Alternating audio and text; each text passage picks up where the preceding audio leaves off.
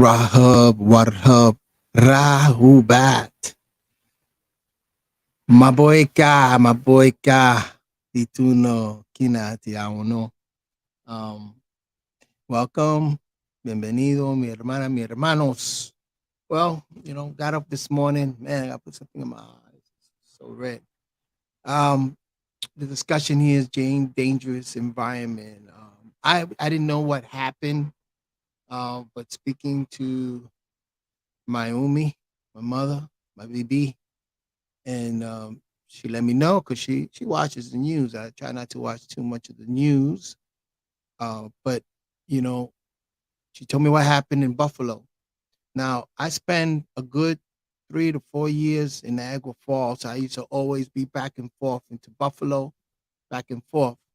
I played a lot in the clubs out there in Buffalo, and I played. Believe it or not, I played with some country bands, some country musicians up there. But a lot of people of other culture, a lot of Mukasus, Caucasians, but they never, they always treated me with respect. Never had any problems with them. And I've been to some of those bars up there in Niagara Falls and Buffalo.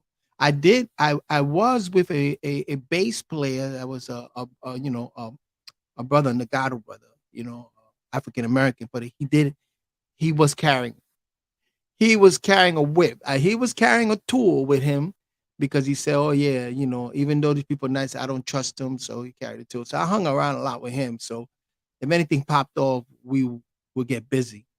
That's the way things are. Sometimes you got to defend yourself. But this thing that happened in Buffalo, and I contact a couple of brothers that I know there. A Cuban brother that I know there, and he's very very melanated, African from Cuba, and he said he was all right, and reach out to some people, make sure that they're all right.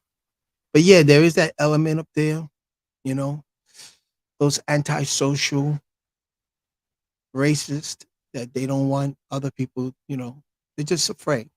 It's fear. It has a lot to do with fear.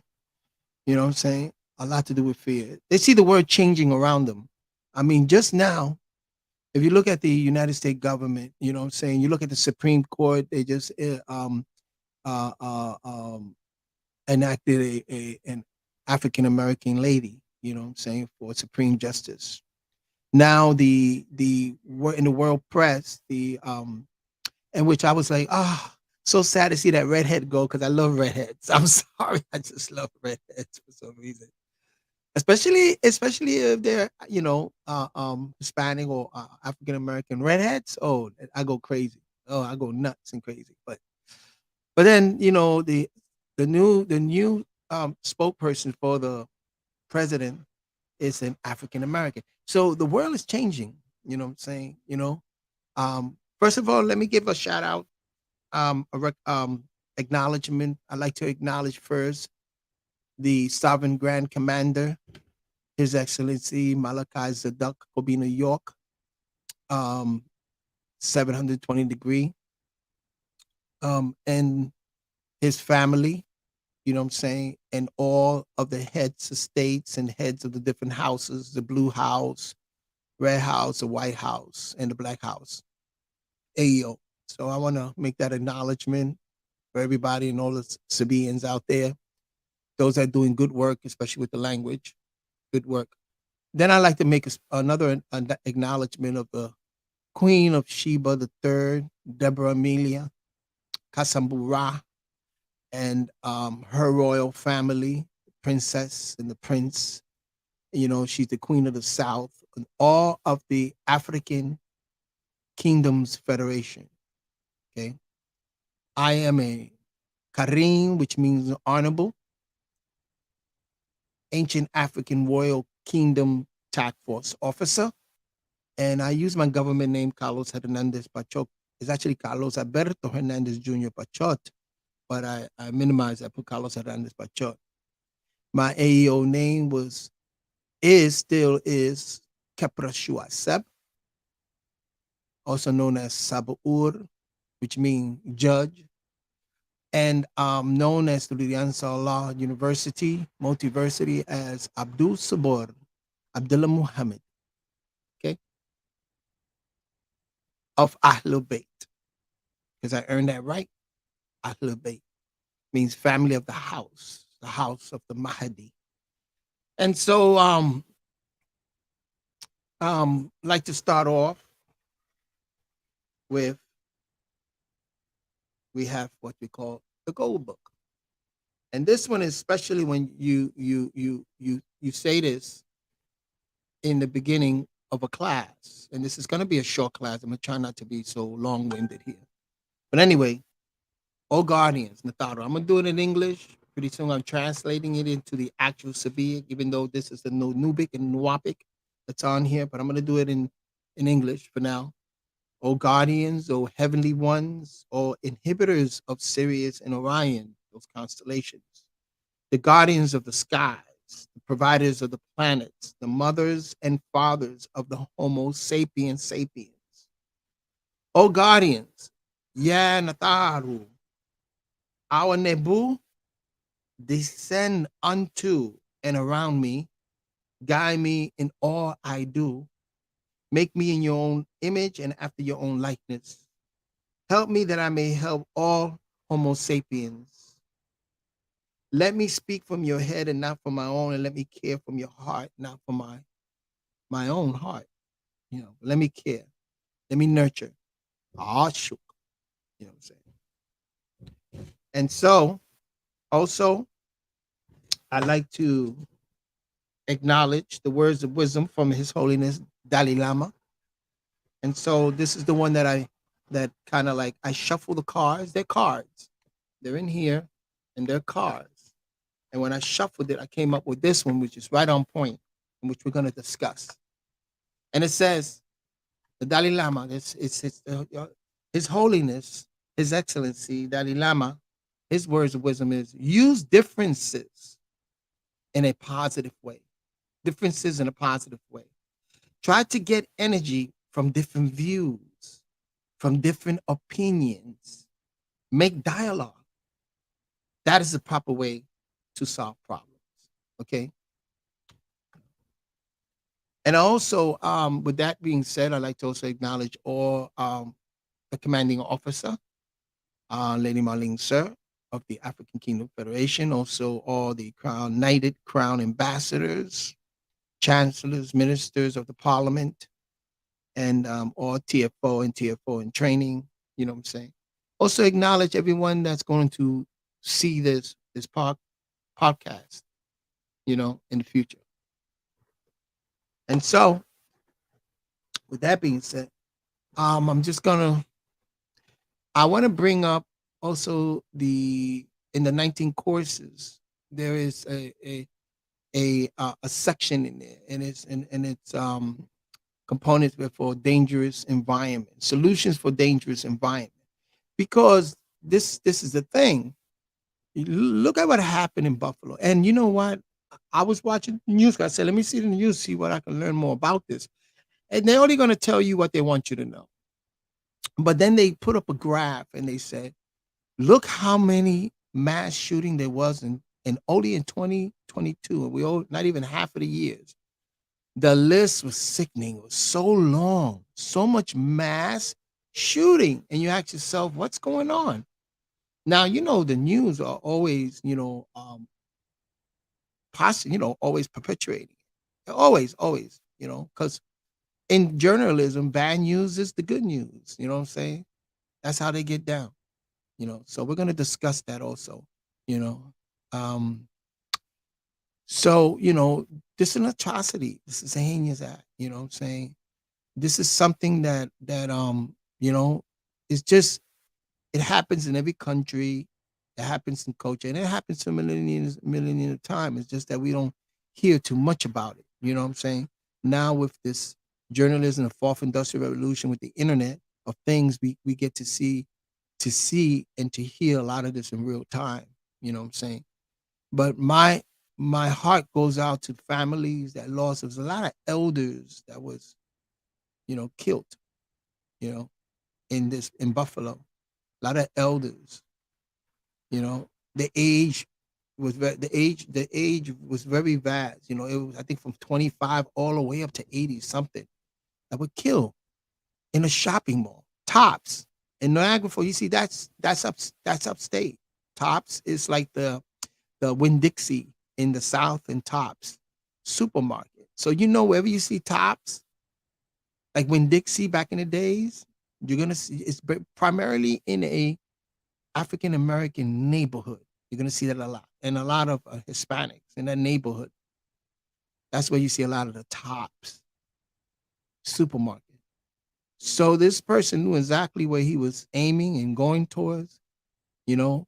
And what I hear, he was dripped down in fatigue and in war engagement type of wardrobe, with bulletproof vest, the headgear, everything, like he was going for war. You know what I'm saying? And I don't know, it could be a mental. It's definitely a mental illness. Somewhere along the lines of mental illness. But this again is created by certain narratives that's out here, and yeah, fear. Fear is at the core of it. There's a lot of they see the changes that's happening because we're in a new civilization. You know what I'm saying? And they want to go out, what they say, kicking. You know what I'm saying?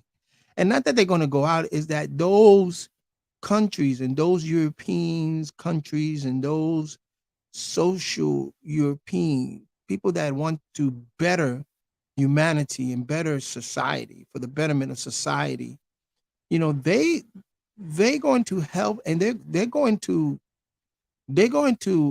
be part of this civilization that is going to be head. Again, civilization have a location, and through ages they pop up into different areas, and the next civilization, the resetting next civilization, is coming out of that continent, as Africa. But that's the cradle of all humanity and all Homo sapiens. That's the cradle. That's the birth right there. You know what I'm saying? When you study anthropology and you study many different sciences, ge- um, geographical sciences and oceanography, you get to see how that continent is stuck to the crust, to the core, and all the other continents shift, what they call the platonic shifts, and shifts away from this continent. So that continent is very important, but they just named it Africa in today's day and time. And they name it Africa, you know. And so, that's the new civilization.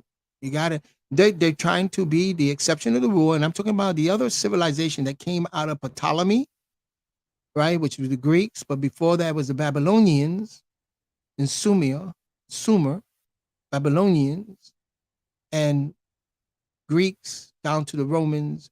But bear in mind that they're also within that civilization were Nubians. There were some Nubians there. There were some African states that because it was time for that civilization. So there was many, many, many tribes that went out into Sumer, and ancient Kemet, where the Ptolemy took over and amalgamated and mixed in India.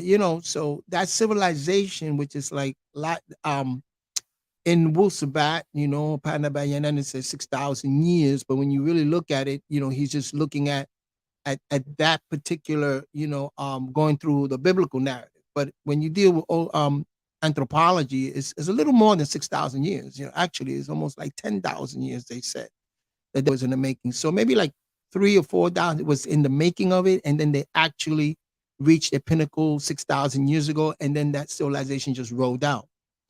You can read this in Revelation, so when you talk about the four beasts, you know what I'm saying? Not Revelation, Ezekiel or Daniel, in the book of Daniel. And I think Ezekiel mentioned, also in Revelation, the four beasts, those four civilizations that came out. This last civilization, which is represented by the eagle, the phoenix, but then that also goes into ancient Kemet, you see? But in ancient Kemet in the Nile Valley, it was Heru that was used. It was the falcon. It wasn't the phoenix like you see today. that came by way of another house, symbol of another house that came in. And so they were all part of that civilization. You know what I'm saying? But now this new civilization, it's a new paradigm. You know what I'm saying? It's new and it's renewed. You know, it's an ancient federation that's beginning to unearth now, that's beginning to develop now, right? An ancient civilization today, what's known as all the ancient African kingdoms and communities, you know what I'm saying, are getting together and forming very strong. The African Union is part of it, and the United Nations, because that's where all the nations sits down and they have this forum they can discuss, they have that dialogue and discuss certain things. You know what I'm saying? That's how networking is done in a global setting, international setting. You know what I'm saying? So there's a fear. People think they're losing out, but they don't understand that those kingdoms from Africa, those kingdoms also stretches out to many different other continents. It's just that having again the respect and the honor of honoring the cradle, which is the motherland. They call the motherland, the cradle, the motherland, right? The mother, the ma'ah, from the waters of there, you know, the womb of that civilization, of all civilizations come from that. You know what I'm saying? So now it's being renewed. It's the resetting. Just like there was a resetting of the conjunction of all the different planets and solar systems was reset, so is the reset of the currency. And there's a little struggle between a lot of this because, like I said, there are those that do, you know, they think they're gonna lose something. It's the fear of loss. They're grieving fear, guilt, all the shadow, all those shadow cells has been amplified, right? And then you see that when the coming of this blood moon, right, with the moonlight, with the blood moon, you see a lot of this happen, man, on local levels, even in families, local level. If you notice that, I've noticed that around my environment here. You know what I'm saying? In my own family, there's a little disruption, a little chaos. That's that blood moon. They call it the lunatics. People go crazy, lunatic, because the moon also sets out this magnetic, you know, the spirit beings, and it sets out this magnetic frequencies also that it's getting from the sun, but it's deceiving because it's acting like it's its own light, but it's not. It's only light from the sun. It's the shadow self. It's the shadow self. So imagine that blood shadow self, and it deals with red. So it deals with family, nation, and cultures that are being, you know, shaken. They're shaken. You know what I'm saying?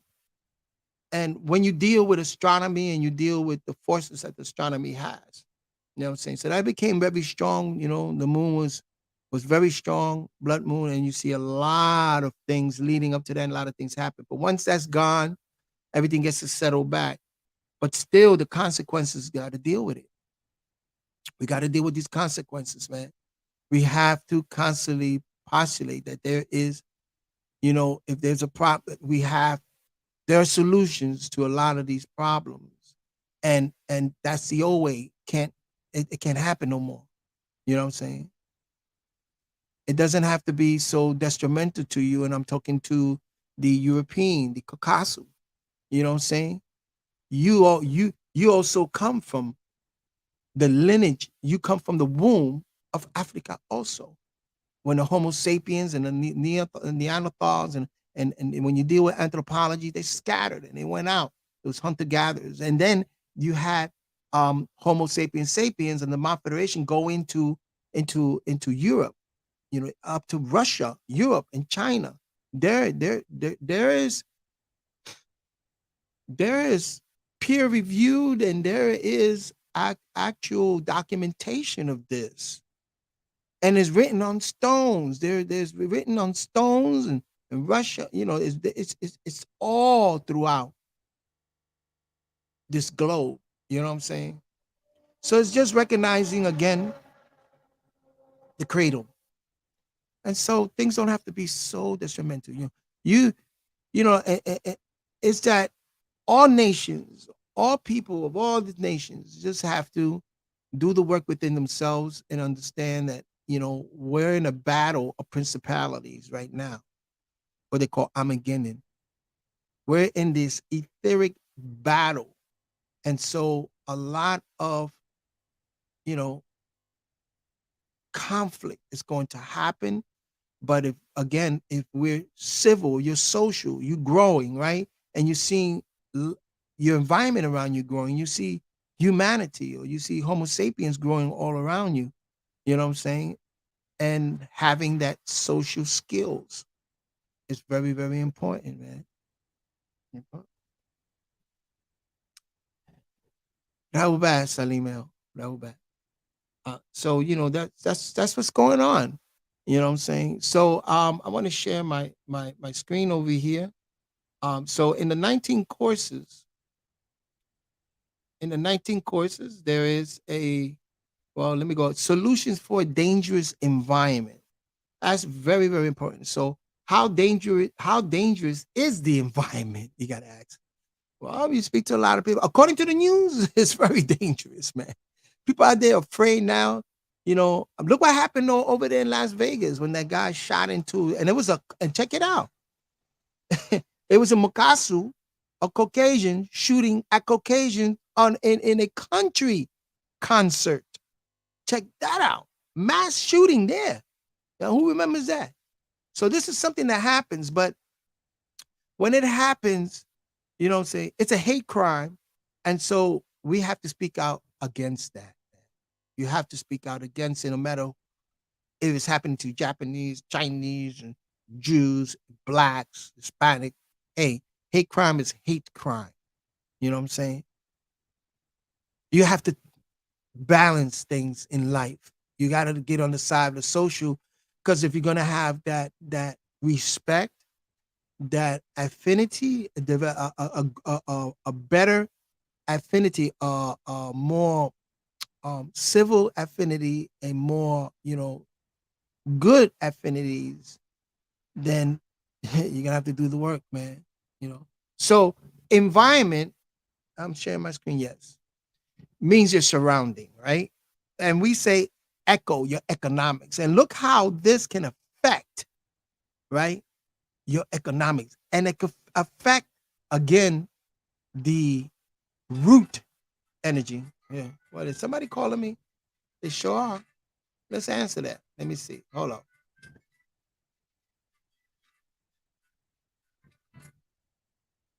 Yes.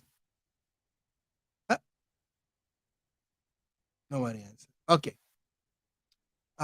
Yeah. Okay. We'll get that to we get it later. So environment, habitat, and environment is your echo, and it deals a lot with economics. You take care of your environment, your habitat around you, your economy rises. You know what I'm saying? So when environments are, again, it deals a lot with the root energy center, the Jashar Azub, Jazar Azub Kwabat, right? Which is your root energy center, and it deals with the color also red, right? So you got the red blood moon and red and environment, and it deals with economy. Right now, the economy is even suffering. They're saying Bitcoin, all the economy, currency all over is suffering. They're talking about recessions. They're talking about inflation. I mean, on and on. You see this, it's like they're perpetuating this, postulating this narrative. You know what I'm saying? But we all know how things waves, you know what I'm saying? We're in a wave, you know what I'm saying? Things rises, things fall, rises and fall. You gotta understand that, you know what I'm saying? Frequencies are waves, you know what I'm saying? So I just wanted to say that. Um hmm. So yeah, environment, your habitat, it means your surrounding, the people, the things and places that are nearby and around you. Now, the environment is a very broad thing, right?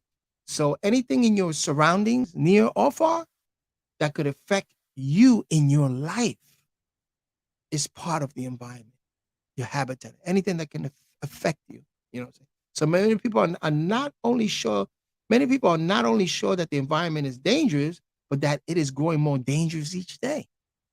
You know what I'm saying? For many, it's more of a challenge than they feel they can deal with. You know what I'm saying? So the fact of the matter is, however, that the environment is made to appear much more dangerous than it actually is. You see, we're getting to know a lot of things coming out from outside sources. And great many people are professional makers of dangerous environment. This is how they make their living. This includes professionals which would require a dangerous environment for their existence, right? Such as politicians. Just listen to the talk, the politicians. You know what I'm saying? This is how they start their narrative. This is how they get their votes. The policemen, the policemen, man, what do you think a lot of them sign up to carry a gun and go out there and say, sir, you think they're service? No, they're dealing with dangerous environment. You know what I'm saying? And the more crimes you have, the more they're gonna hire police. The less crimes, you don't need that much police. They're just guards. You know? The newspaper man, definitely. The newspaper man. Look at the newspaper man. What is it in the Post? I used to read the Post up in New York when I used to go to school. Grab a Post for like a quarter at that time. I don't know how much it is now. And I like the New York Times because New York Times also, it gave you a little bit of that narrative, but it then also expanded to like business. It had different sections, in the Times, but not the Post and the Daily News. Or in Puerto Rico, the Vocero. Wow. The Undertaker. You know what I'm saying? A lot of shootings in here. Man, I remember watching those cowboy movies. And what was it? Well, the one with Denzel Washington, he remade the movie. But it was like he tells the Undertaker, I'm gonna make you a very busy man. Get ready. Start building a lot of coffins. His eyes went up like business was good for the Undertaker and others. And you can see others. So not to say that it's all, it is bad, but we got into a situation, we got into a point where, um, this dangerous environment became prevalent, around us. You know what I'm saying? So they say. So they sell a dangerous environment. That's what they do. They sell dangerous environment all day long. If they didn't sell a dangerous environment, they feel they will go broke. Fact. You know what I'm saying? So it is in their interest to make the environment more dangerous than it is. That's interesting. I got to really look into that. You know what I'm saying? Because, some people just do it. It's not that they're out there purposely doing it. It's just that they're capitalizing off of this. And that's life. This is just an introduction. This is to stand to reason how things works around us and affect in our economy, our eco, our habitat and environment. This environment is dangerous enough, but they make it far more dangerous. There's gonna be dangerous things happening around. There's things gonna happen around. Death is gonna happen. Things are gonna happen around, but they make it even more. Those are antisocial people that make it even more dangerous than what it needs to be. I don't remember Larry Davis with the police, but I don't want to get on too much of that because I don't, like I said, you know, you do what you do and whatever, but we got to be careful. We have to definitely be careful. You know what I'm saying? It's not social engineering. It's of a different industry, and it's again postulating more dangerous environment. An obvious example can be seen in newspapers, right? So there is no good news stories. They report bad news and disaster and mostly ignore good news, making the environment seem full of threats. You see this all the time. Politician also wishing to get elected. He gives a speech about the area is full of crime and violence, which only he can do something about it. You know what I'm saying? Only he can do something about it. Yes, crime and violence exists in the area, of course, but he makes it seem worse than it is to get people to vote for him. See, that's the trickery. That's politics. One of the countries this person was thinking of was Mexico. He was probably seeing as a tourist poster with a picture of a Mexican in the sun sitting against the wall with his hat over his eyes and his shawl around his shoulders. So he said that the reason the Mexican does not succeed is that he does not have enough challenge in his environment. You know what I'm saying? He said the reason people in South America were not busily making something of their country was that they do not have enough challenge in their environment. You know what I'm saying? What about if that person's just at a peaceful, tranquil mode? He doesn't have all those antisocial, suppressive, environment around him. He's in a very tranquil state. So he put his hat on his side, his shirt. You know what I'm saying? Why does it always have to, you know what I'm saying? Why you have to challenge your environment like that? Sure, there is atrocities, there is cartels in Mexico and this and that. There's things that happen in Mexico, but it happens amongst certain villages and certain people. But to just say that everybody is like that, everybody knows, everybody, it's antisocial again. It's unlikely he talks to any Mexican in South America. So when they have that mindset, yeah, yeah. He seems to have gotten ideas about life by reading books written by people like him who have spent most of their time in lies. Barry. They don't get the whole picture. Doesn't get the whole picture. There's no investigation being done at all. They don't have the whole picture. They're just gonna repeat gossip, hearsays, and repeat something that they read. You know what I'm saying? So now everybody's like, all blacks are lazy, you know, because they don't see that maybe in his environment he's just tranquil. He's in a great state of ecstasy. You know what I'm saying? And a lot of these countries in Africa don't have the challenges we have in an environment here in the West in certain areas. They're tranquil. You know what I'm saying? And they're moving now to you know another area in their life, and they're taking care of their environment. That's what it's all about. That's what we do. That's our job as task force officers in the African Kingdom Federation, is to, again, with ideas and have this dialogue, and we're giving tasks, to help African villages and nations, and also in America, communities here and all over the globe. You know what I'm saying? This guy had challenge in his environment. His mother opened up his mouth and spooned breakfast cereal into it, and his father wrote all the checks to pay for him to get him through college. And his way was paved all direction with machinery and vehicles. The environment has been beaten, so of course he could stand up there and be loud and bold. You know, when you look at what happened with, I'm telling you, this person that did this came from a broken community, a fearful, broken community, you know, and he feels like, well, let me go into this other neighborhood, this other people, and let me blast them, because I come from, and things are challenging for me. You know what I'm saying? Things are challenging for me. I live in a broken community. My family is broken. My community is broken. My nation, he's looking at everything broken around him. And so therefore, what he's going to do,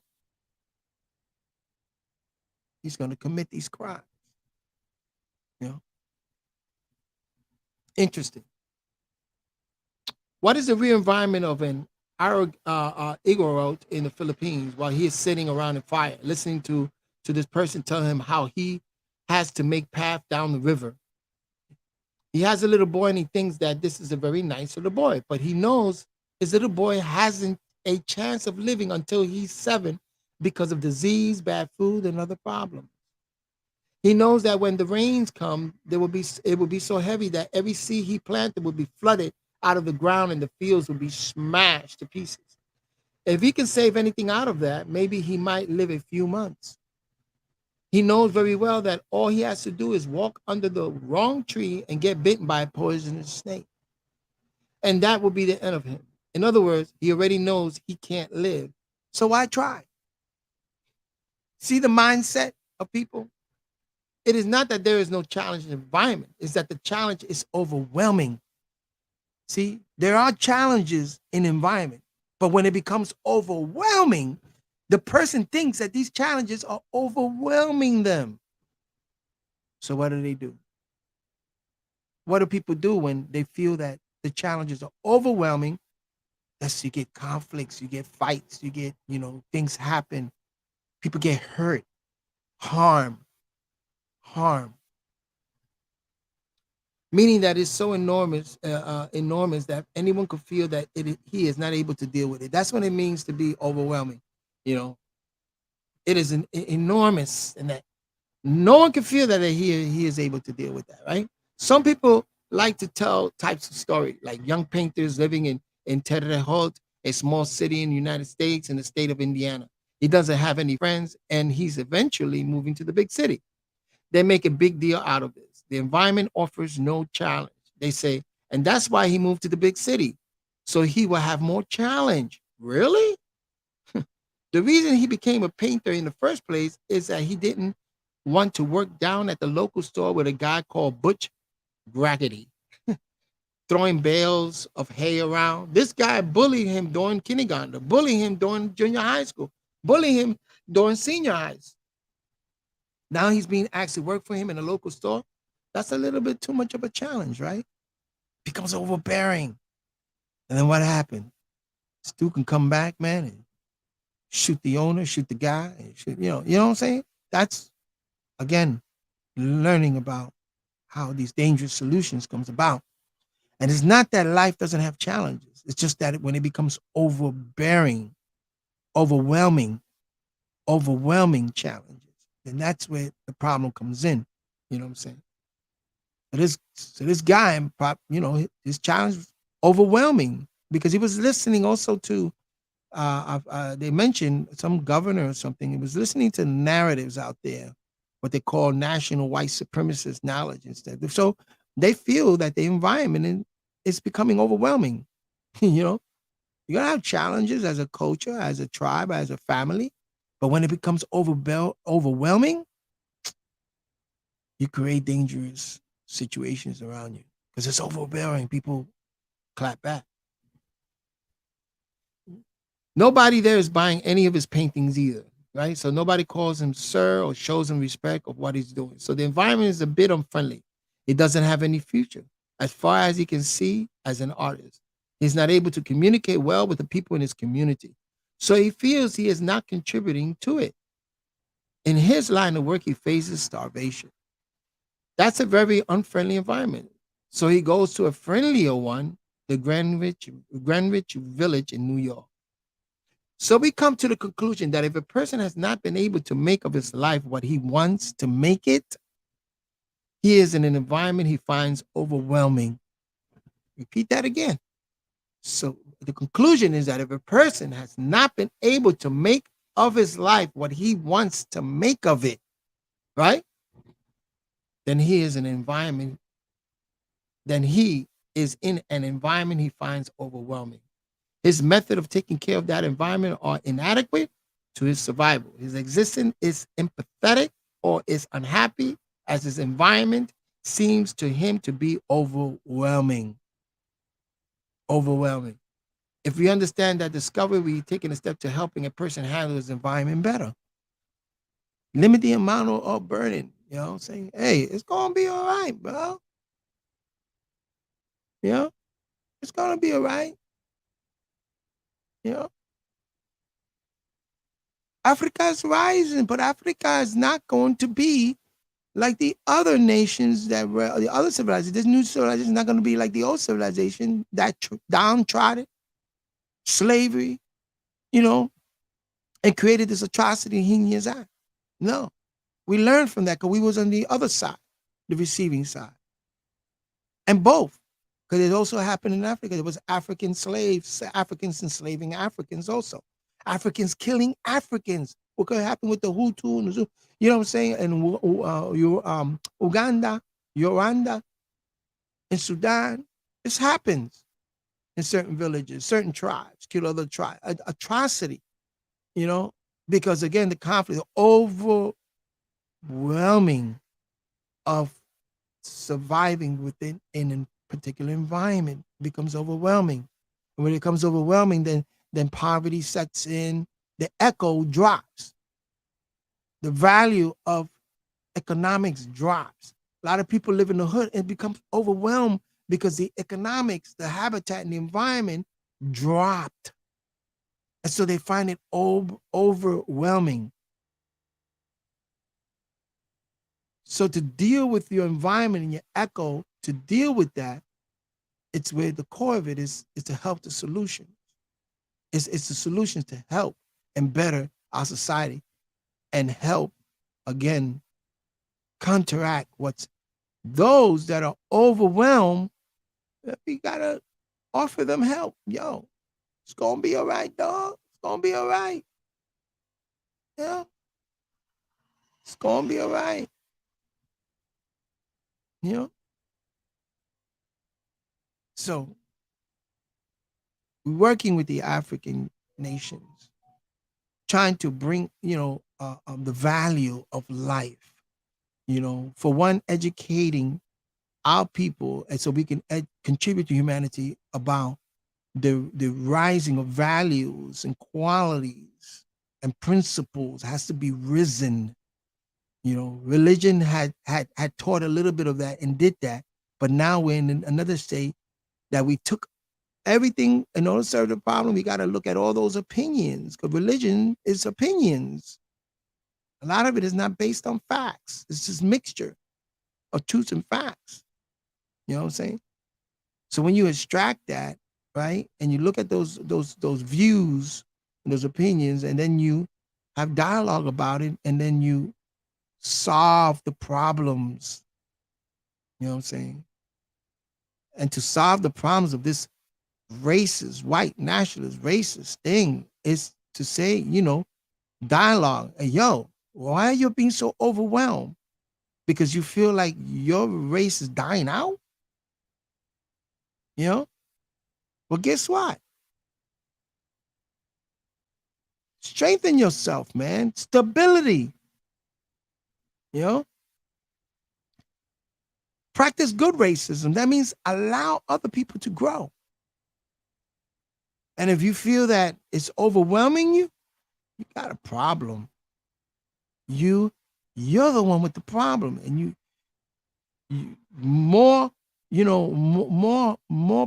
initiative, agendas, and programs needs to be rolled out to these nations and these organizations, rolled out to teach them about, to help them in this social betterment. In other words, the ECOSOC needs to be more involved in this, and we need to have this conversation saying, yo, let's get into these community and let's find social people, because not all of your Caucasians are antisocial. We also have to stop that hasty generalization, what they call logical fallacies. Put everybody in a bandwagon. Put everybody, oh, okay, all you are like this. Even though you represent the whole, but what part of that whole you represent? What part of that a being that you represent? The beneficial part or the detrimental part? This is across the board. This is for all humanity. You know what I'm saying? So yeah, it seems to be a problem. You go right here. Let me read you another one. This is on ways to lessen threat. Let me see. Did it come up yet?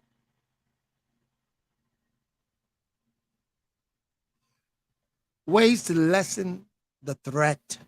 Okay, people are looking for less threatening environment. That's what people look for. Or at least a way to better survive the environment that they live in. Survival is at the core, right? Survival is also the root energy center to survive, And the fear not able to survive is what caused you to have that moon energy and that antisocial suppressive personality.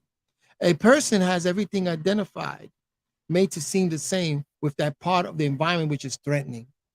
Now, if you get him to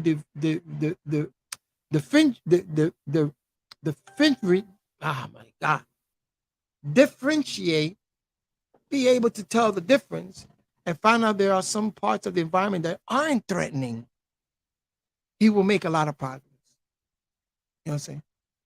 There are some and talking from the viewpoint of a white nationalist supremacist, right? Like this guy was, and there's those narratives that they use.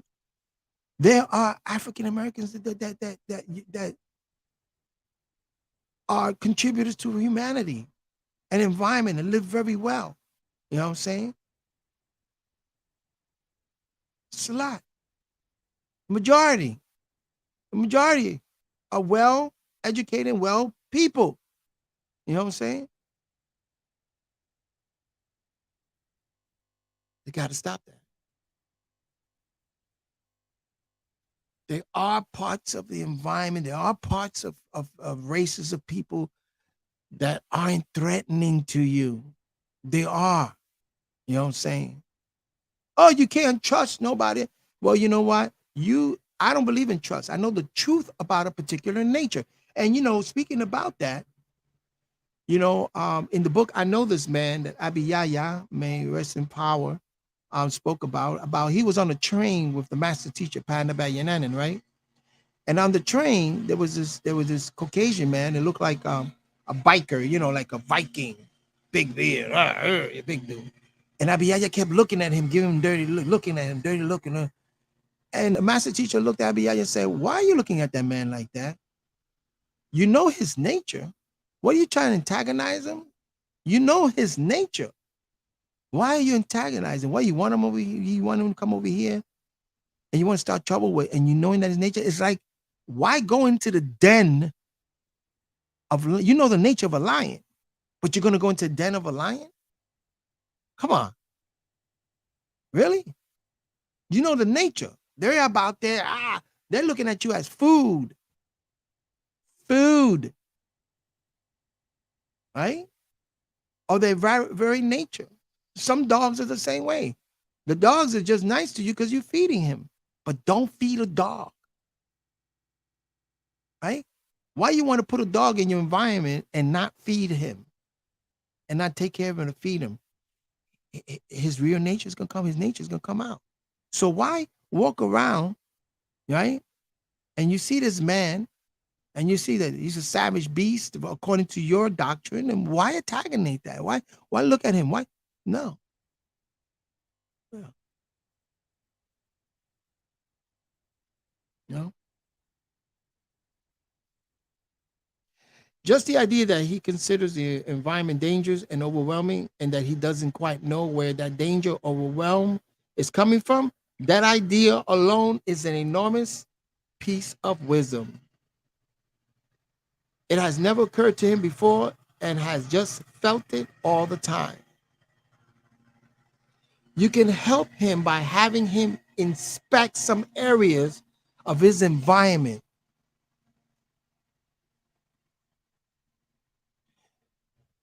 People that are overwhelmed need to inspect their environment and find that which is not overwhelming them. This person was overwhelmed. He needed to find areas in his environment or narratives to see like, wow, this is limit the amount of overwhelmness. Because if he goes out there and start all this negative and he doesn't inspect those areas in his environment and those narratives, then he's going to be more overwhelmed. And it's like a top. Boom, he blew his top. And notice that it has been being made more dangerous than it usually is. And usually they make this situation more dangerous than what it really is. You know? To inspect is to look at or examine something carefully. Examine it carefully. But antisocial people do not inspect. And again, they're in the belief mode. That's what this civilization did. Is in that moon cycle, the belief excuse me, was amplified.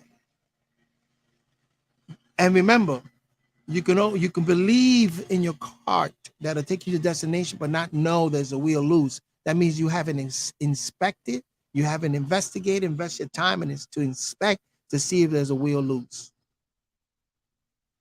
So you just go on belief. And that's what a lot of these mass shooters have just belief. Belief. They don't inspect.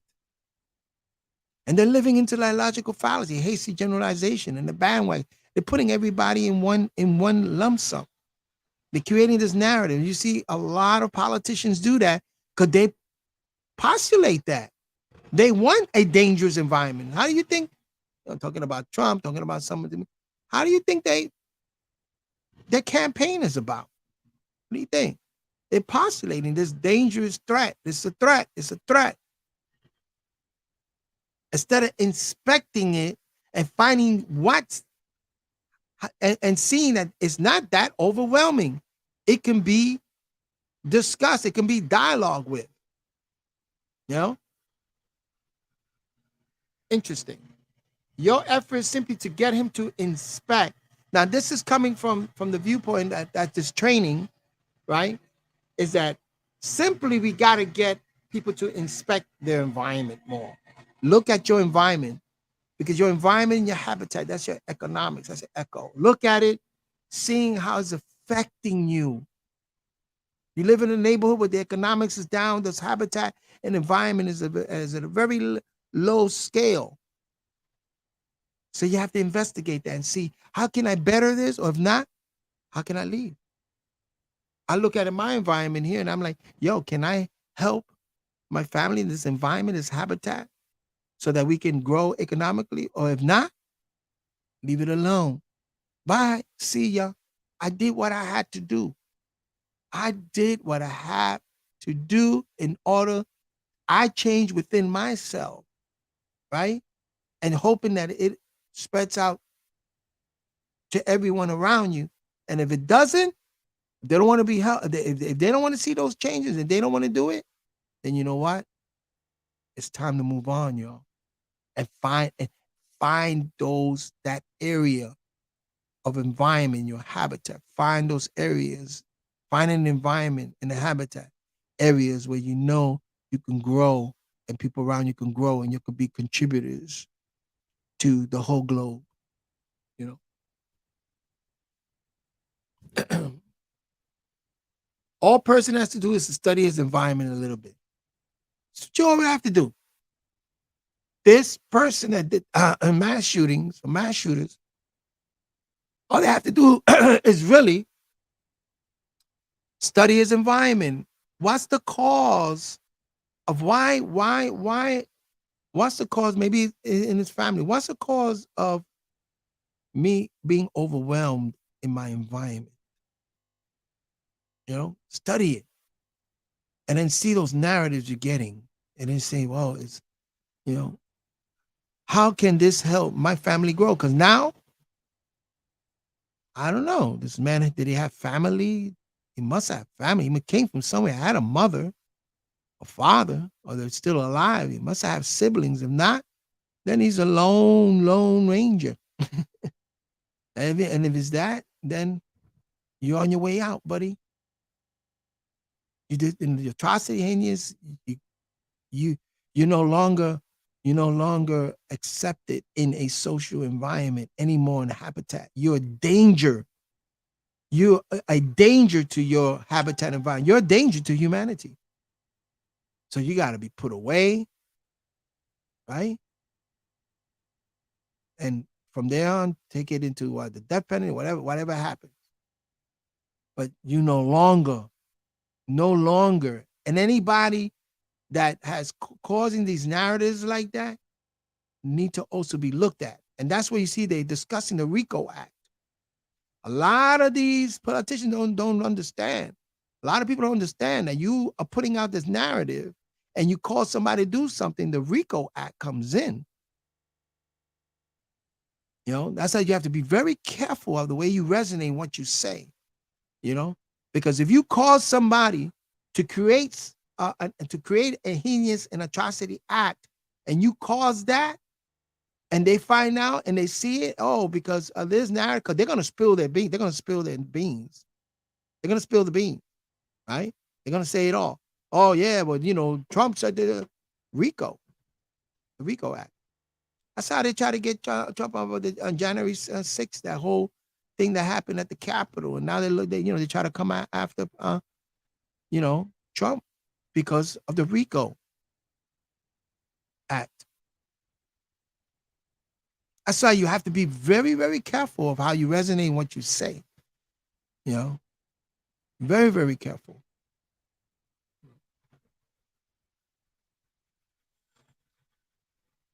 Now, the result can be remarkable. His physical and mental alertness can be improved, right? You can better his ambition and the amount of activity he's involved in. His health may actually improve a bit. That's how you help also that mental illness, is that making them inspect the environment and seeing, well, what is it? Everything is not all that threatening. So you gotta resonate. You gotta find the areas that are more beneficial for you, your family, your tribe, your nation, whatever you want to belong to, humanity. You gotta find that and vibe for that. What does he expect? It may only be this, that he just won't be so frightened when the doorbells ring, right? We are talking now about a very tiny improvement, but nevertheless, this improvement will be enormously real to him. Just that little bit of improvement, can be help that person. When he wakes up in the morning, he doesn't have an agonizing feeling that something horrible is going to happen. That might not disappear, but perhaps can lessen the amount, right? He will be a little more active in life. We can lessen the amount of this, what's going on here. He's like to get more benefit than you expect, and also more than he expects. Here are the procedures you can do to do this now. Don't read the newspaper for 2 weeks and watch. See, I stopped watching the news, so I don't. You see, I don't have that. You see people that read a lot of newspapers and look at the news when you speak with them, that this is what they bring up. Bah, bah. As I tell you, I found out about this speaking to my mom, who happened to be watching the news, or happened to be navigating through the television, and boom, it just popped up, and also on social media. This popped up, and I was like, yo, what's going on? Boom, boom, boom. What is this? But you stop doing that, right? It's not to put a blind eye to things that are, because there's going to be threats in your, right? But in your immediate environment, you got to work with that first. Tell the person, don't read any newspaper for 2 weeks and you will feel better. See? Someone needed to tell this person, yo, don't listen to the news. Don't listen to this narrative for just 2 weeks. Leave it alone for 2 weeks and see how you feel better. You will not feel overwhelmed. You will not feel overwhelmed. If he doesn't read the newspaper for 2 weeks, of course he will feel better. Then tell him, now read the newspaper for a week, and at the end of the week, you will find you feel worse. Stop it for 2 weeks. And so that way, person sees it. You see? You see where this overwhelming, you see where this is coming from? Huh? Sometimes you have to leave things alone and then come back to it and says, oh, wait a minute, and give you a new set of views, a perspective, Then make up your mind whether or not you ought to pay any attention to the newspaper. Then you may, then at least you'll be able to say, okay, I'm going to read the newspaper just to find out certain information, this and that, what's going on. You know what I'm saying? But I'm not going to get caught up in that narrative. I'm not. If you stop the narrative, oh yeah, white people lose, and white people, we got to save the white race and this and that, afraid of Caucasian race and stop that for about a couple of weeks, and then come back and you say, oh, wait a minute. If we're having a problem, how can we better ourselves without harming anybody else? How can we better ourselves without harming anybody else? You know what I'm saying? How can we better our conditions, our environment, without causing any other harm, blaming anybody else or causing any harm to anybody else outside of us? You know what I'm saying? That's where it's at.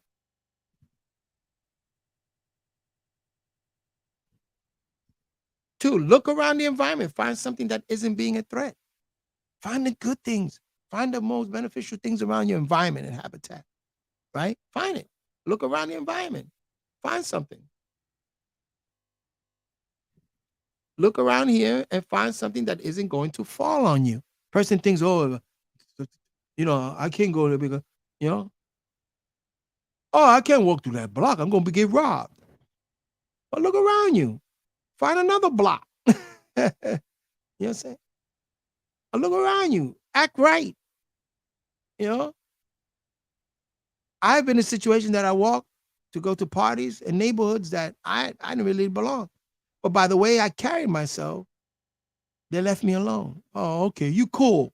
You all right, man. Go ahead. You know what I'm saying? Okay, thank you. Go to the party here and meet these, get my thing, my drip on and get it on, get it going on. You know what I'm saying? Being respectful of my environment where I'm at. You learn this in New York. That's wisdom. You learn what's right and wrong in walking in the blocks of the Brooklyn or walking the blocks in the Bronx or Manhattan. You know where you at. Never had any problems wherever I went. You know what I'm saying? Never had any problems. Not that the threat is not there, but knowing how to limit the amount of threat. Again, by how you resonate. And knowing, man, well, you can see that in people. You can see certain people is nothing about, it's crazy. After some time, perhaps he will find one thing someplace. You must make him find the one thing that isn't going to fall on him. Okay, this is about or make him realize that he thought everything was going to, or thought something was going to happen. And look into the environment and see. Why are you thinking that something's going to happen to you? Because you're overwhelmed. You that fear. So therefore you can't survive because you have fear.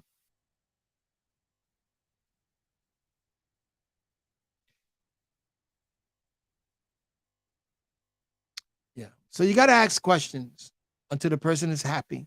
Take them into the environment. You gotta. Again, that's having that dialogue. That's how you solve the problems, by having that dialogue. You got to ask yourself, is there anything around that isn't pushing this problem on me? You know, in your household, in your family, in your household, you see things happening, chaos, whatever.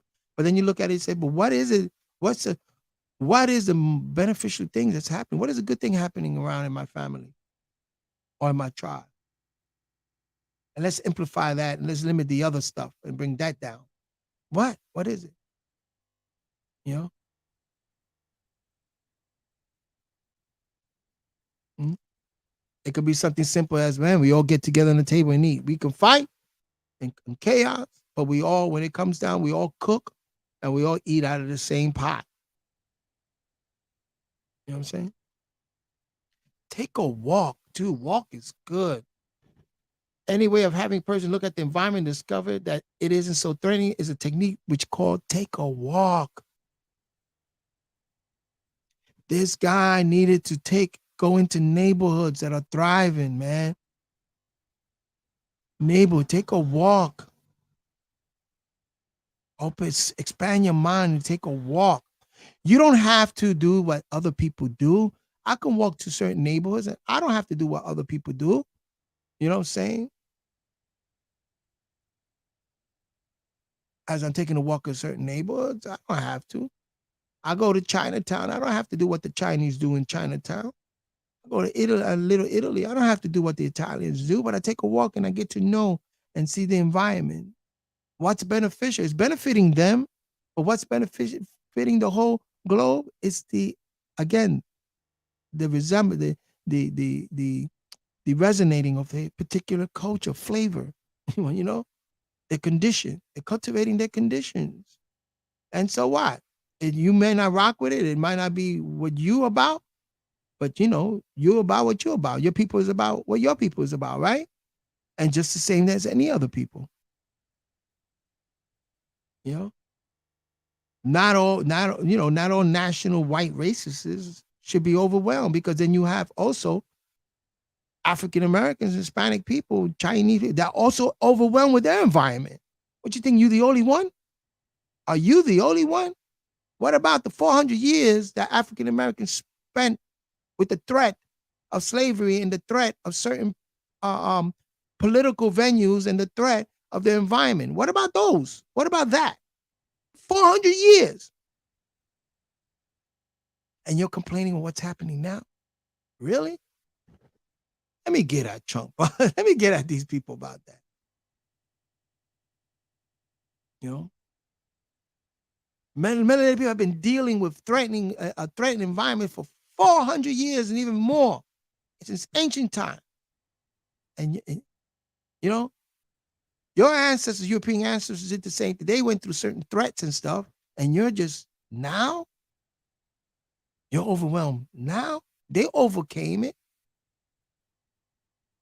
Some in some areas. And you talking about now, you? Man, please. So you take a walk. If a person feels bad, have him take a walk and look at things as he walks. He should really look at them, all right? Get to say, look at the tree. You know what I'm saying? And you find out that the neighborhood is not, you know, I've been, to some neighborhoods and it wasn't so much of a threat because I took a walk. In being brought up in the Bronx and in my neighborhood, especially in my block, was so drug infested. But they came out at a certain time. I would take a walk to the store and around at the time that they weren't out there and say, man, things are all right. Then when they came out and started their bull crap and started doing what they're doing, I'm not involved in that. So I move from I take a walk to I go to Botanical Gardens, or I go to Bronx River and did that. I didn't have to stay stuck on the block. When I did it, I fell. I got caught up in that crap. But there were times that I escaped and went Bronx River Parkway Park. Take a walk and see. You know what I'm saying? You'll feel better. So you can limit the amount of overwhelm. Because if not, if I stood on that block every day and didn't take it, I become overwhelmed and then I cause harm to people. We cause harm to each other. We don't take walks. Go to the beach. You know what I'm saying? Mm-hmm. Find something that isn't hostile to you. Find something that is not so detrimental and hostile. Find something people say or do around here that isn't hostile to you. You can go around and walk around. People say hi to you, and they're not hostile. They're nice people wherever you go. Wherever you go. Come on.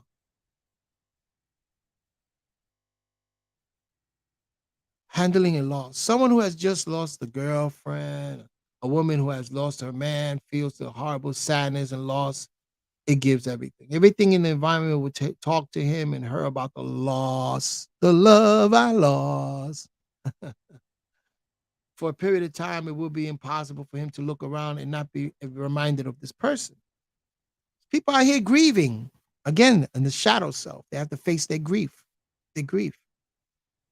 And that happens in the heart energy center. We will discuss that later on. And guilt, all the shadow self. That's why we're going to speak about that when we deal with the sacral center and about girlfriends and boyfriends and stuff like that. Sabians and Wapians, we shouldn't live like that. Even in Ansar Allah, we didn't live like that, boyfriend and girlfriend. No. It doesn't work like that. You know what I'm saying? It's about, again, the family structure, the tribe structure, marriage and fiance. All of that is a plan, something planned to help benefit and we spoke about that in the other podcast, to help better the habitat and the environment. And that's what's missing. I'm telling you, broken. This man came from a broken environment, broken community, probably from a broken family. It's broken.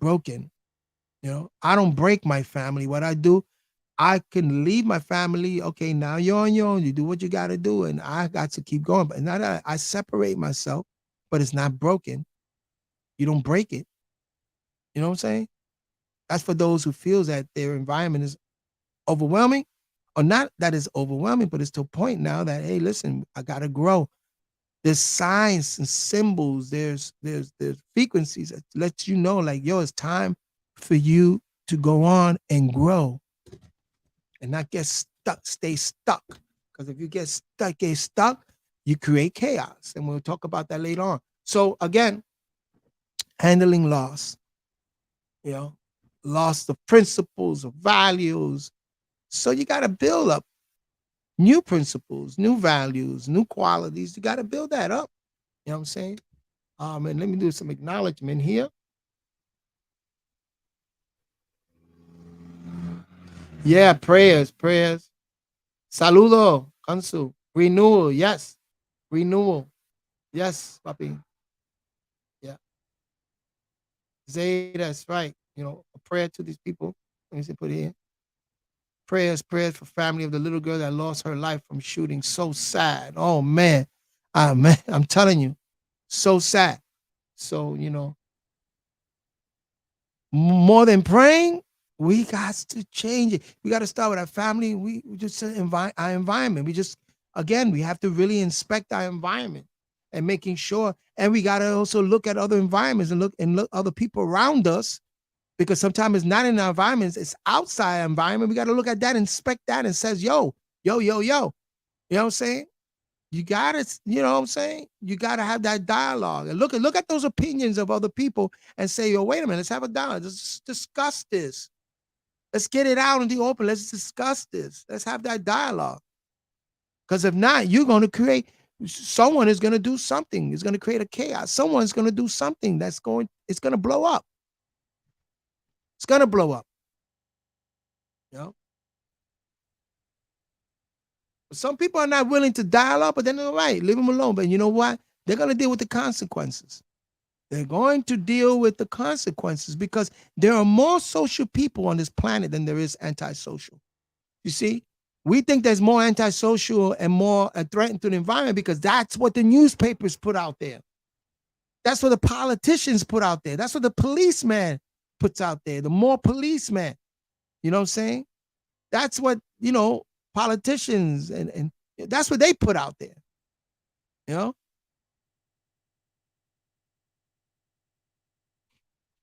Wow. Cacique, hey Lovas, what's up? Yes, yes, yes. Maboika, Atiao, my brother, Atiao in Taino, Atiao, my brother, you know. Mm-hmm. Yes, thank you. Cacique Lovas.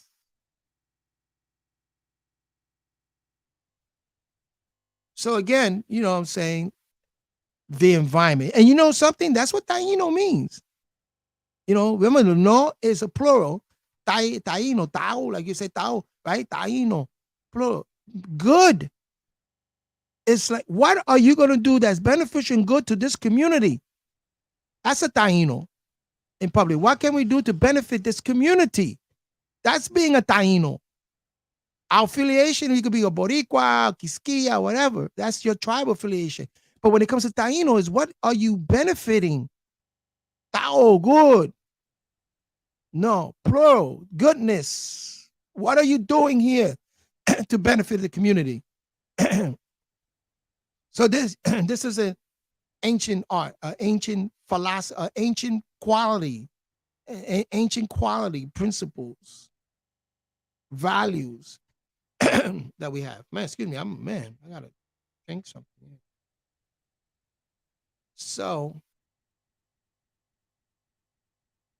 when a person is dealing with loss, then you have to find something that isn't reminding them of that person that they lost, you know.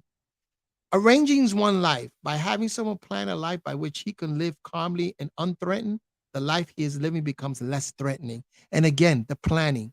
That's when you deal, again, remember, in the root energy center.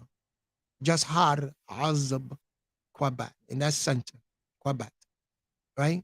Remember about family and planning, family planning, tribal planning of marrying different families, and also, again, fiance, finance, learning these structures of finance, and then what is a marriage, and learn those responsibility about marriages we spoke about in the other podcast, marriage, and those responsibility, and knowing how not to transgress, right?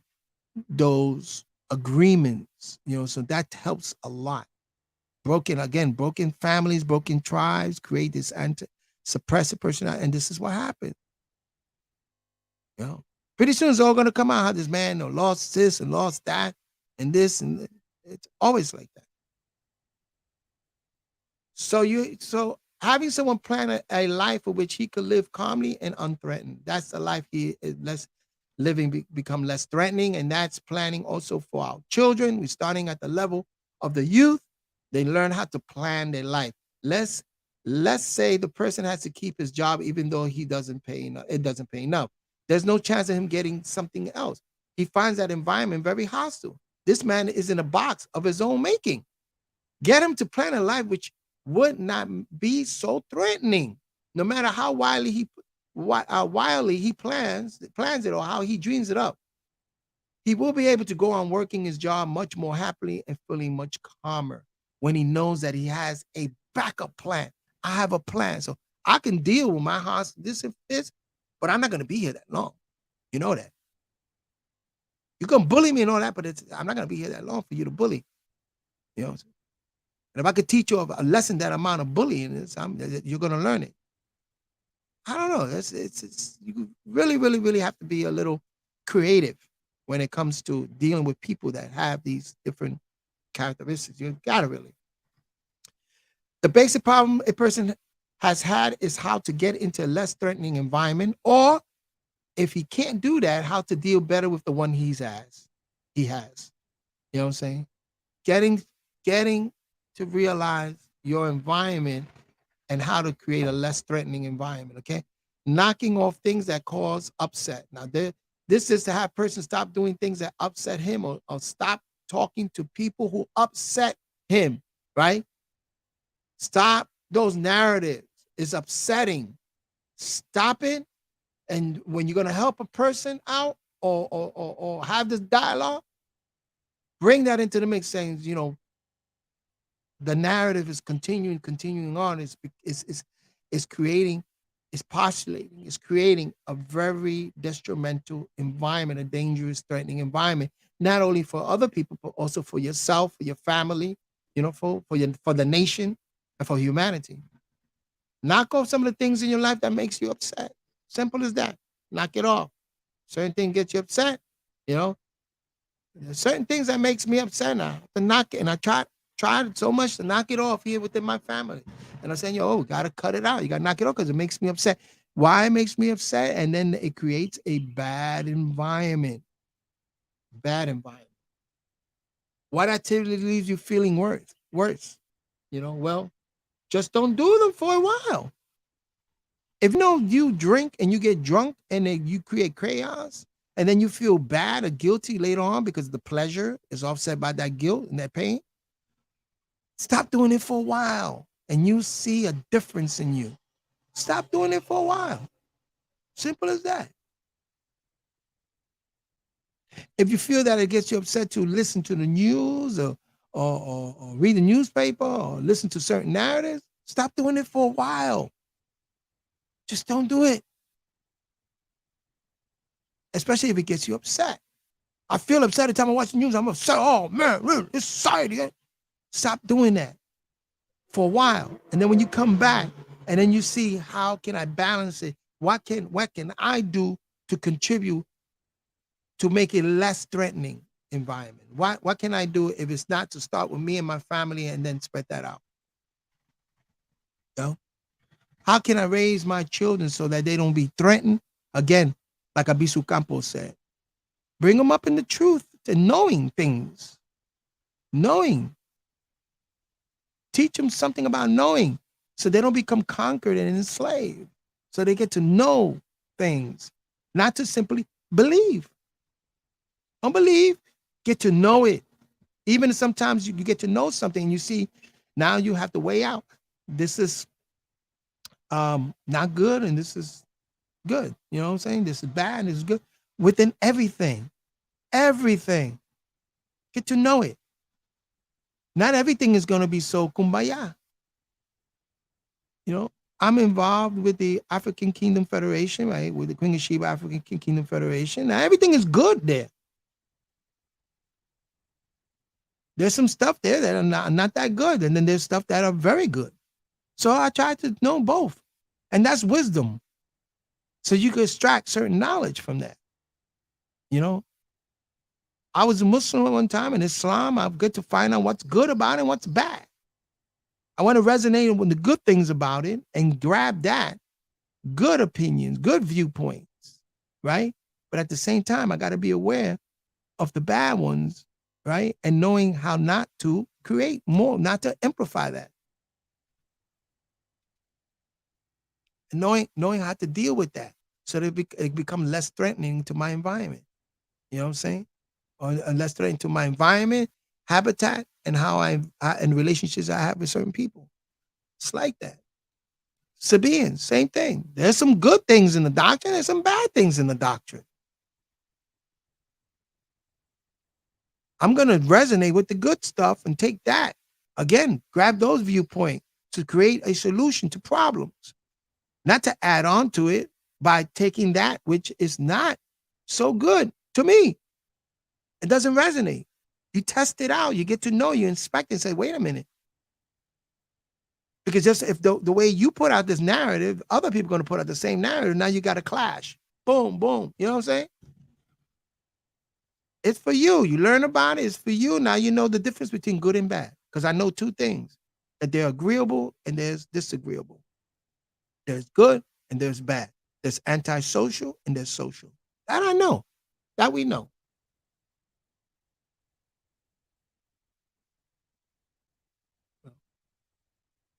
Okay? So you ask a person, what things in the environment aren't really a threat to you? You know, what's good about the environment that's not a threat? You know what I'm saying? All right. Have you got some of those? Fine. Associate with those. Pay more attention to the good things, the things that are not so threatening to you. And this goes out to the shooter too, man. He should have done that. It's just very, sick people out there. They need to be, I'm telling you, we don't need this to constantly become a threat, a stream of this happening. And that's what's happening. Because again, you have people out here that are invested in that. They want to see that. But they're on their way out. Because natural nature is like that. They're on their way out. If you're all about destruction and destruction of other people, guess what? You're destroying yourself because we're all in humans and we're all in humanity. And you're destroying the planet and the solar system. You know what I'm saying? And the suns and the solar systems. And say, like, you're destroying it. Life is now being clockwise and being disintegrated. Going back, instead of going from what they call 3, 6, 9, then it goes going down to 3, the level goes down to 3, 2, 1, and then 0. You out. Disintegrate. No more. It's like that in any society, any families, any tribes. It's like that in culture. When you can cultivate your condition, you want to cultivate, you add good things, but you know the threatening things. You know that. You know things that are not are gonna try to hinder your growth. You got to be aware of that. But you want to be on the side of growth because that's what life is. Even in death, it's a growth. Death is a growth. It's just a reversed type of growth. You know, everything in nature grows. That's growth. You know. But anyway, where I'm at right now, I've been, oh wow, hour and a half. Well, yes, yeah, Lova's true. Yeah, like and share this family. Again, you know, um, you know, again, this is I just revisit. I just visited this whole narrative and stuff, and it happened, and my heart goes out to these family that lost people, whatever. What are you gonna do from here on in? What are you going to do from here on? How are you going to educate your children to let them know that, hey, listen, this is a problem that we got to deal with, but we got to make sure that it doesn't affect us. So we got to make sure that the environment out there. So we got to do whatever we can to postulate a better environment outside of us, so that when it comes inside of us, it's coming at a beneficial to us. Beneficial. You know, that's it. You know. Now everything is not a kumbaya moment, and I understand that. You know what I'm saying? There's people out there that are very angry. Their affinity just rose in anger. And my heart goes out to Alicia Baz. He's like, yo, where are the Nat Turners out there? You know what I'm saying? He wants to clap back and shoot mass shooting. But then if you have mass shooting on both ends, and it happened in Africa, and it happened. You know what I'm saying? There was those two African Americans that were um, driving around, and one of them was in the trunk with a assault rifle, and they were shooting people in gas stations, I believe. They were shooting people. That was a mass shooting, right? But what does that do? What does that do to the environment? What does that do to humanity? And it's not that I'm trying to, you know what I'm saying, bring that down, because I'm a warrior also. You know, when I feel like you're going to threaten me, right? I have to defend myself and clap back. But that's not defense, that's revenge. It's different. It's different. It's different as the person came into there, and there was a couple of brothers in there, like that one police officer or ex-police officer that tried to defend and lost his life. You know, but we got to be at a point responsible enough that if we armed, responsible enough that we're gonna cause the least amount of harm. You know what I'm saying? So this is a hero. Much blessings goes out to that man and his family. This way, because he imagined more people could have been hurt. More people could have been hurt. This guy went in there, man, getting busy. You know what I'm saying? And 10 people, that's a lot. 10 people shot, that's a lot. I mean, there's situations where people have burned places down 100 and charted, like, I think burned like 120 people, and that was in the Bronx. I remember that one dude, because again, loss of a girlfriend and stuff like that. We have to open up those lines of communications and be like, yo, these things exist and they're threatening, but now we have to, those of us that have the skills, that developing these skills. That's why I like these courses, developing the skills, and make and question things, and act and question in these dialogues, and be like, yo, you know, have you been around your environment? Have you met people that are less threatening to you? Hmm? It's crazy. It's crazy. So much you could take this into, you know what I'm saying? That's why I really don't like to get into this type of discussions like this, because it's so many viewpoints, but you can also learn from it. And I stand firm. I stand to reason, and I stand firm in that, wherever I'm at, even with my family, my tribe, whatever, I'm just gonna resonate the way I resonate, and do what I can to contribute to the betterment of humanity. I'm a humanitarian. What can I say? You know what I'm saying? I want to see it better. You know what I'm saying? Why? Because I have grandchildren, and my genetics. I want to make sure that my ancestral pattern and my genetics are going to survive, and the conditions are going to be favorable. And we don't destroy ourselves and destroy humanity, because a very few people, that's what they want to do. A very few people want to create this, postulate it. They want to get out there and they want to create threatening, overwhelming narratives for other people. It's what they do. It's how they make their money. It's their industry. That's what they do. So I don't rock. I don't roll with them, and I don't rock with them. I'm sorry. It's not gonna happen here. Anyway, all in blessings. You know what I'm saying?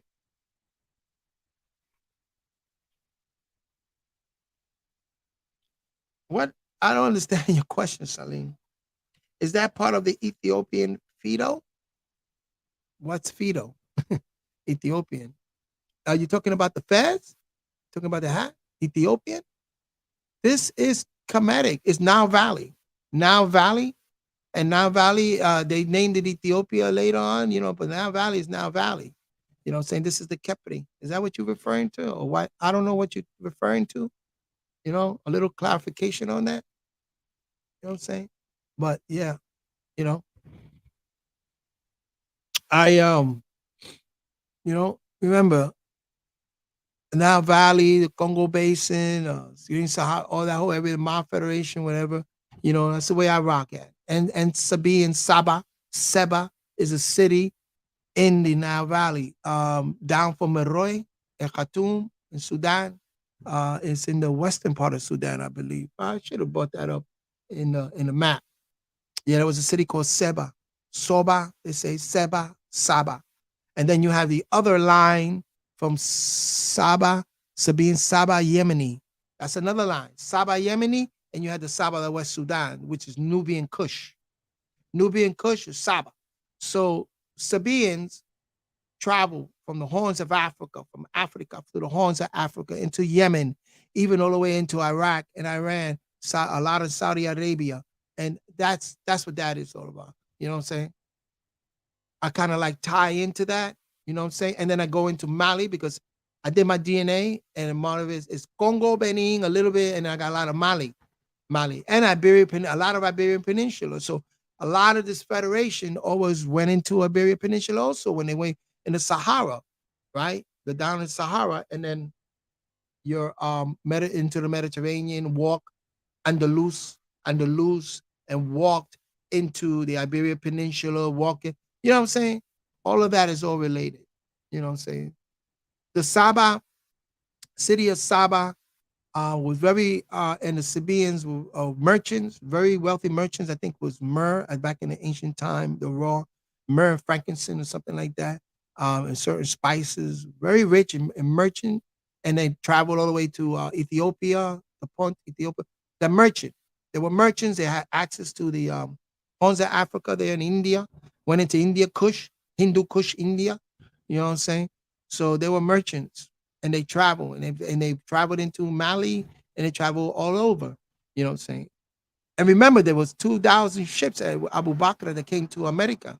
There was a lot of trading that came from the Western families here in the West, you know what I'm saying, with the mixed with the Mesoamerican. And there was a lot of trading, you know what I'm saying? So remember, when I show the letters that a lot of the navigators of I think it was a Pinta, right?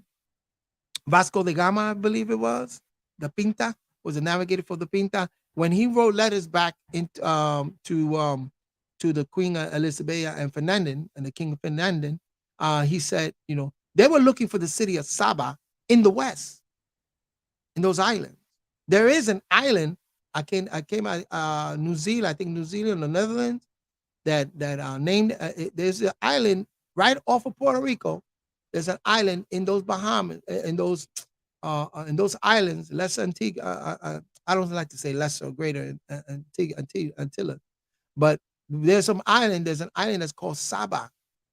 There's an island called Saba right there, not too far off of the island of Borinque. Remember, a lot of these ships, you got a big Mali, and I'm just going into this real quickly.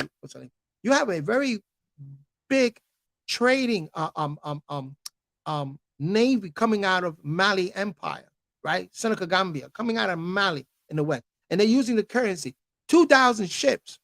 But an empire consists of many different nations. So you had the Idris dynasty sponsor some ships, right? The Barbara tribes was on some of those ships from Mali. You got the Sabaeans because they were navigators. Saba were navigators. You know what I'm saying? Because they dealt a lot, with and they learned it from Nazca Playa and these certain areas in Sudan. They were navigators. Sabine also means star, not worship, because we don't worship the star, but we have acknowledgement for the star, especially the Sirius star, constellation of Sirius. So remember, the Dogons had knowledge of the Sirius A, B, and I think believe even C. Let's just say for A and B for this conversation, right? The Dogon, So they also had, and they came from the Nile Valley, because this is what their oral tradition says. So there was a connection between Saba, the city of Soba, which became Sabian Yemeni in one end, but it also Saba, right? And those glyphs are found in Maande glyphs. It's all interrelated. When you look at it, you look at the linguistics, it's all interrelated, you know. So you see a lot of similarities. You know what I'm saying? You could put those pieces together. That's oral traditions. You could put those pieces together. And so, you know, one thing that, well, I don't subscribe too much to the whole. I did my ancestral DNA. I want to do my African DNA for just to have a conversation. But one thing they don't do, that they'll tell you, oh, you got blood from Mali, but they don't talk about the migrations. That you got to go further. Who were these people? Mali? What empire? The Mali Empire? Who consists of that empire? What other nations? Their environment consists of that particular empire. You know, you got to look into this. Rahuba Camus. Rahuba Sama. Rahuba Aniya Sama. So it's different, you know. I might have been known as an Ethiopian because we look at ether, utopia, ether, I'm an etheric being. You know what I'm saying? Ether, black gases. You know what I'm saying? The black mind. You know what I'm saying? So that, yeah. Can use that. I'm also you know, Nuwapian, Wu Nuwap, because that's when the Napata, the whole section, there has been migrations and Napata, you know what I'm saying? And in the Iberian Peninsula, I'm Moorish Latin. Because remember, the Berbers were originally Arabic people. They were just Arabitized, just like African Americans, you're Americanized. Hispanics are Americanized. Well, the Berbers were Arabitized, right? And they came from the Sahara, sub-Saharan, or Mali, up.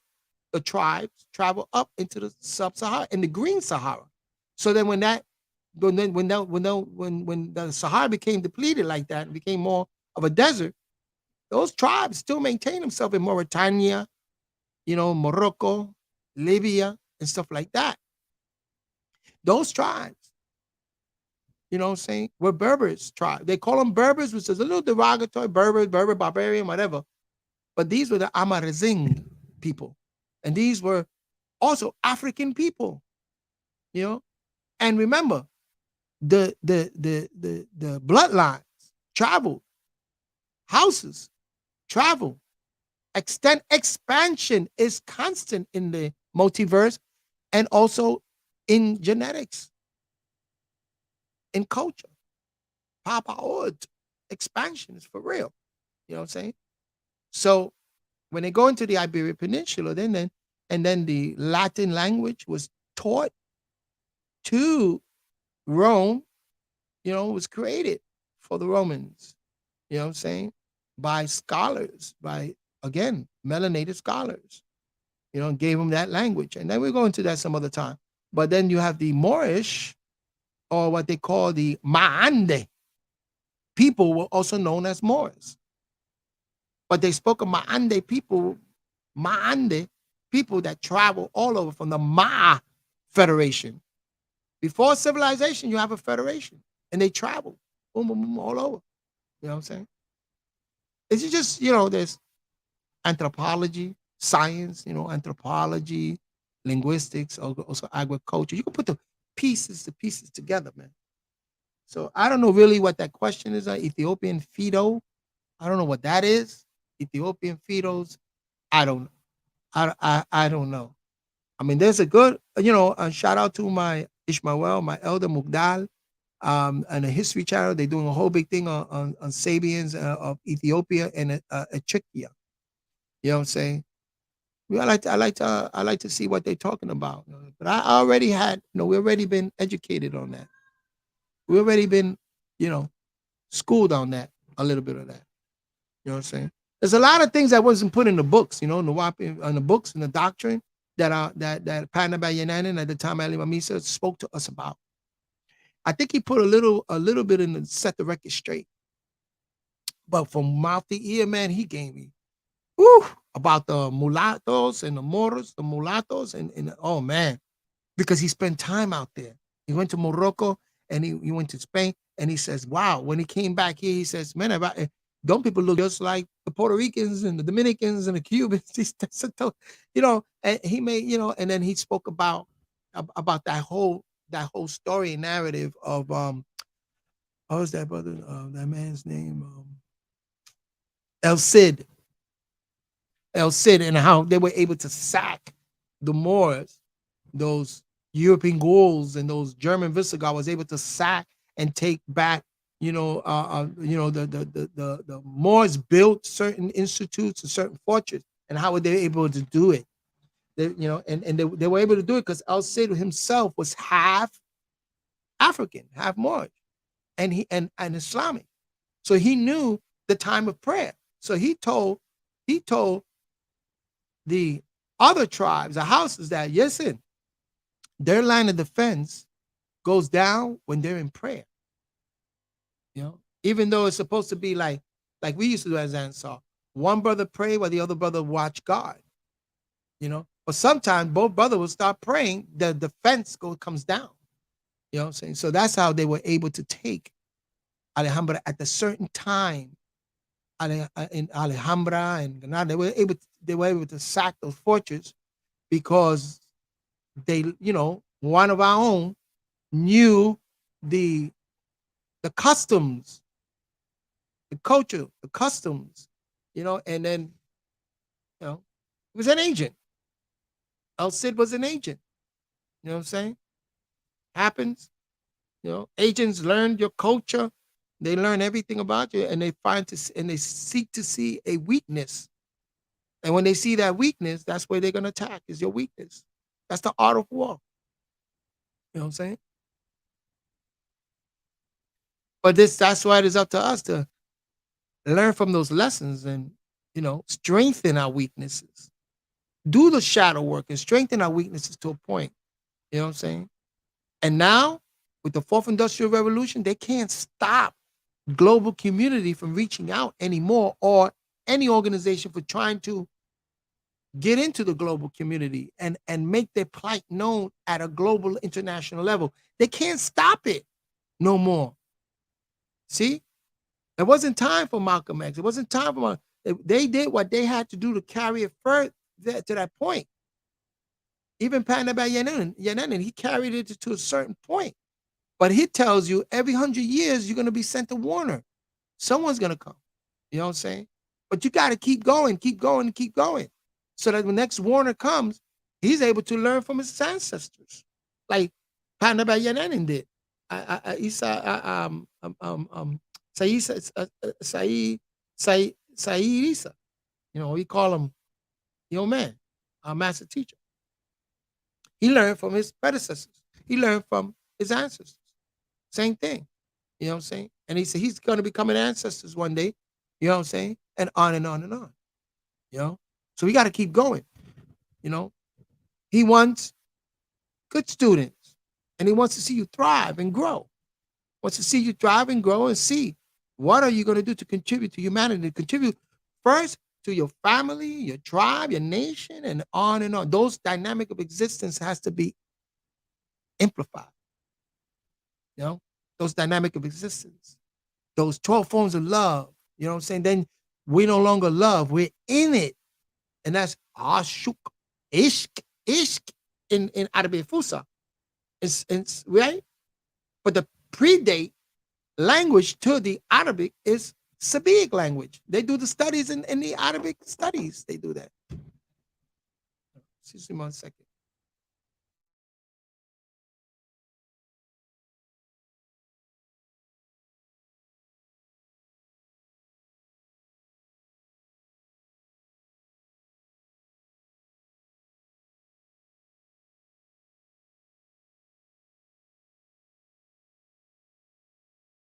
Yeah. All right, so I'm gonna leave it here. Again, all in blessings to everyone. And listen, if you have any questions, you can always. Now, I really understand. Is that part of the Ethiopian Fido? I really don't know what the word Fido means. Um, I don't know. Should I look it up? What do you mean by that? Fido? You got me there, brother. You got me there. Let me see. Is that word Fido? No, it doesn't even show up in the English dictionary. So I don't know what vernacular you're speaking, because I don't find that in the English language. Let me see if I can find in Google anywhere. Fido. What is that? Fido. What is the meaning of Fido? Huh. Ethiopian. Fido. When you use something like that, I gotta caution you on this. It's poetic, means filthy and dirty. Is that Ethiopian Fido? So what you're saying, the Ethiopian garbage? Ah, I don't know. You got to be clear on that, because what is Fido art? Self-learning platform. Fido is a self-learning platform that predicts the health risk profile individual from a photo of 5 simple questions. Fido, Fido, Fido, Fido, Fido. Yeah, to me that's a derogatory term. You're saying is dirty. It's yeah. Fido has oh no. Yep. So I don't get it. Ethiopian Fido. So, I don't know where that's coming from. You know, I don't, I'm, my bloodline, no. My dress is not Ethiopian. It's now Valley. This is a Wasek to lower, Wasek helps me tone it down a little bit. And then this is my crown that I have, and my name, Kepri, Kepra, the beetle, the beetle. In tune with the Milky Way and the beetle. Okay, you just got to go into the knowledge of the beetle. What's the beetle? It's now Valley. It's now Valley. That's what it is. So I don't know, Celine. My apology didn't look before I sent it. Oh, Federation. That part of the Ethiopian Federation. Oh, okay. Now I get you, Celine. Much sorry. Blessings to you, brother. Oh, Federation, the Ethiopian Federation. Um, I'm not aware of an Ethiopian Federation, you know what I'm saying? But the Ma'a Federation became, yeah, the Ethiopian. Ethiopia is just the name that I think the Greeks named it that, but it involves, it's Kush. It's all part of Kush, Nubia Kush, you know? So the ancestry line comes from Nubia, what they call Nuba, Nuba, Nu, right? It's the, again, even if you take it into Arabic Fusa, you got the noon, right? And you got dot. That becomes the nu, right? The nu, and then when you bring down that dot to under the crescent, it becomes a ba, nu ba. So then when you look at the symbol, right? Let me bring that up. As part of my symbol here. Let me bring that up for you, so you see what I mean. Let me see. Here, if you look on top, you see those two, one like that, Nuba, Nuba, and it looks in the rising of the Nubian state, right? And that ties you also, that symbol on the top, right, is also an extraterrestrial symbol using Nibiru, right? That symbol, right? Nabiru, Naba, Nabara, you know what I'm saying? It all ties in. It all ties into that. You know what I'm saying? This I got in a vision. This was an upload. It's an upload that I received. You know what I'm saying? That we all receive, but I received it. This how I created it, postulated it. And so that is Nuba, right? Nubian, and Kush is Kush, Kisha, Kush. Kush is another name. So, but then that became known as Ethiopia, because certain people named it Ethiopia. Ether, Utopia, Ethiopia, Ether, Utopia, where all the etheric beings were at its utopia state. Right? And that was, right? And all of this, it's where, came out. So Saba means 7 houses. The 7 thrones and 7 houses that came out of Africa, up from the Nile Valley, and spread. 7 houses spread into ancient Egypt, even to Germany, even to Sumer and India. 7 houses. I will go over that one day. You're gonna learn about that, dude, Salim, because you also Salim, you show interest in the Queen of Sheba, Queen of Saba, the Federation, the African Kingdom Federation. So when you look on that site, she breaks it down. And Saba does mean 7 in Sabiic and also in Arabic, right? Saba, Arabic, 7. Those 7 houses, the 7 thrones that spread out. And she gives you a list of those 7 houses and 7 thrones that set out. You know what I'm saying? Very important. You know what I'm saying? That's part of our history. Why did my thing go wrong over here? Yeah, that's part of the lessons that we receive from the African Kingdom Federation. That's some of the lessons we receive. So the 7 thrones, that's Saba. And then of course, the language, and you could trace the language. You have a Sabiic, just like you got Sudanese type of Arabic, you got Egyptian Arabic, you got Saudi Arabian Arabic, but you have one classical Arabic Fusha, and a lot of that is tied to Sabians, and that Sabiic language, Misbatia, Lahaj, that language, it ties in, and then it also ties into the Ma Federation. You know what I'm saying? Because that was one of the dynasties that was created, those 7 that came out of the Ma Federation. The Ma Federation, those are hunter gatherers, that travel, hunter gatherers, and this is anthropology. It's genetic blueprint, it's ancestral pattern, but this is also our story, oral traditions, and they used those oral traditions, they documented it, and now it became part of anthropology. It became part of certain sciences because now they understand that African sciences is a little different than what we conventional standard science. See, in African science, they dealt with actual practicality of things. For instance, they would drop when they do the weave basket, or the idea of entanglement, what they call entanglement, string theory, entanglement.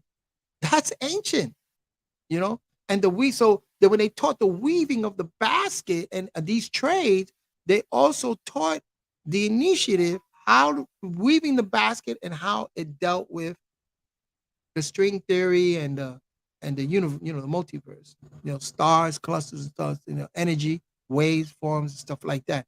That was taught. That's all traditions, and you see this in songs, and you see this in those technologies dealing with metal, dealing with weave basking, and so, but they now with with a UNESCO and certain universities, African university, now they documented a lot of that, and a lot of it they've been documenting it back since Timbuktu, saying documenting a lot of the oral traditions, but they put it in Arabic, saying, because that was the language that they were Arabicized, just like today they will put it in English because you're Americanized. So you put it in American English, you know what I'm saying?